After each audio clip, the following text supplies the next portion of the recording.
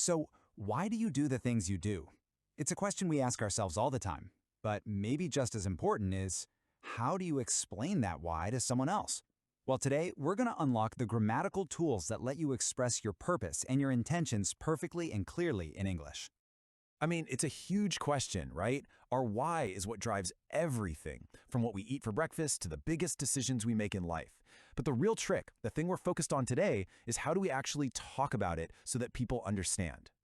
And that, believe it or not, is where grammar becomes your best friend. In English, we have these special structures called clauses of purpose, and they are designed for one specific job, to connect an action to its reason or its ultimate goal.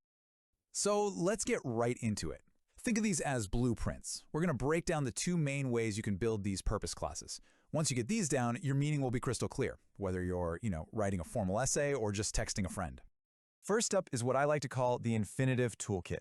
This is your go-to, your bread and butter for expressing purpose in a really direct and efficient way. And it's all built around two key phrases, in order to and so as to. And you're going to love this because the structure is so simple. You just take your phrase, so as to or in order to, and you follow it with the basic form of the verb, the infinitive.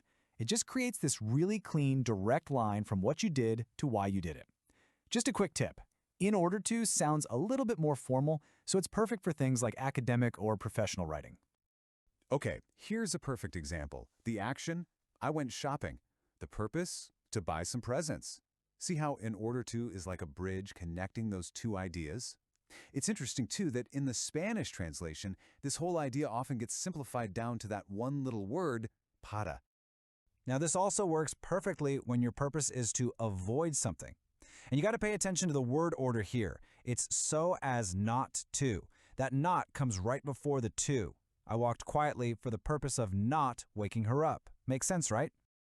All right, time for our second blueprint. This one is for situations that are a little more complex. It's especially useful when the person doing the action is different from the person who's being affected by it. And for this, we bring out the big gun. So that. Okay, now the most important rule for this one is all about tense matching. See, unlike our first toolkit, so that is followed by a whole new clause. It has a subject and one of those helper verbs like can or would. And the trick is, the helper verb you choose has to match the tense, past or present, of the main action in your sentence. Let's see how this works. The main part of the sentence, I've given him my car keys, is in a present tense. So after so that, we have to use a present helper verb, can. I did the action so that he can do something else. See? Two different subjects, all connected by that single purpose. And here's the same idea, but in the past. They left home early. That's clearly in the past. Because of that, we have to use a past helper verb after so that. In this case, would. They left early so that they would be on time.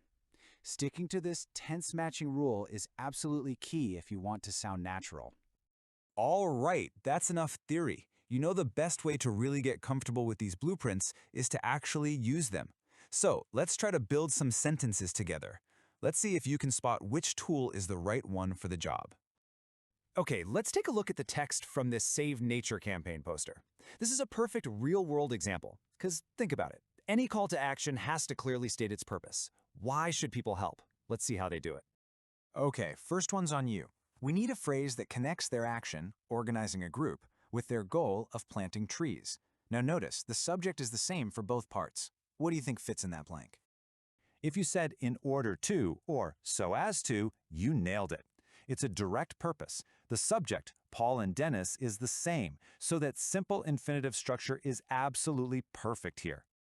Next up, here they're planting trees on a weekday for a reason that involves other people. So which one is it going to be? That or so that? Take a close look at what comes right after the blank. The answer has to be so that. And why? Because we have a new subject, more people, and a whole new clause with the helper verb, will stop. This is a textbook case for our so that blueprint. All right, last one, and this one's a little tricky. The goal here is to avoid missing an opportunity. So you have to pay really close attention to the word order. Which one of these phrases correctly expresses that negative purpose? And the correct answer is, in order not to.